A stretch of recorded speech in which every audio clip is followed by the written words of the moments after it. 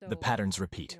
for me, and then my family's from Venezuela, and we watched that happen too, and it was a slow burn of everything Give us a getting worse little and thumbnail worse. for people who haven't followed it or don't know the history. Yeah, so Venezuela in Venezuela used to be it's 1980s, yeah, 70s, 80s. late 70s, early 80s. So it's an oil country. They had lots of oil money. It's a beautiful, beautiful country, amazing people, amazing food. But over time, there was a bigger and bigger gap between the wealthy and the poor.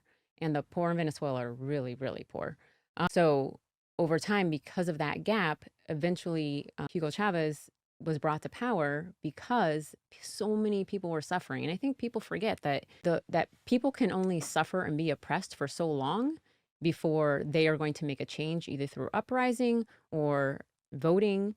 And voting, a strong-armed president into power who says, "I will take care of it. I will take care of you. I will take care of all of your needs." And that was the promise from Hugo Chavez. And the country was, people were suffering and almost they were brainwashed. They just needed something to believe in, and Yes, they empowered someone to take care of these problems, whether or not he had their best interest in mind or not. exactly. And And the so, Chavez administration was buying votes in essence, yeah, Mhm. like buying it with promises, buying it with eggs, buying it with milk and bread, yeah, because at the They were time cheap. the country was such that every vote was equal. Mm. yeah, So if you get a vote from a poor, uneducated person who doesn't even understand what they're voting for, or whether you get a vote from an educated elite, doesn't matter. The vote is still a vote. right. And so, he's voted on all these promises, and there's this legitimate suffering that's happening, but because the previous administrations never tended to it, now we have somebody who's basically inept at running a country. Everything tanks. He makes everything state owned. He takes the PDVSA, which is the oil company. He kicks out all the foreigners who were doing the oil processing and finding the oil, things like that. All of their other sources of income, he made it state run. Nobody really knew how to do it because it was his cronies, and the whole country tanks.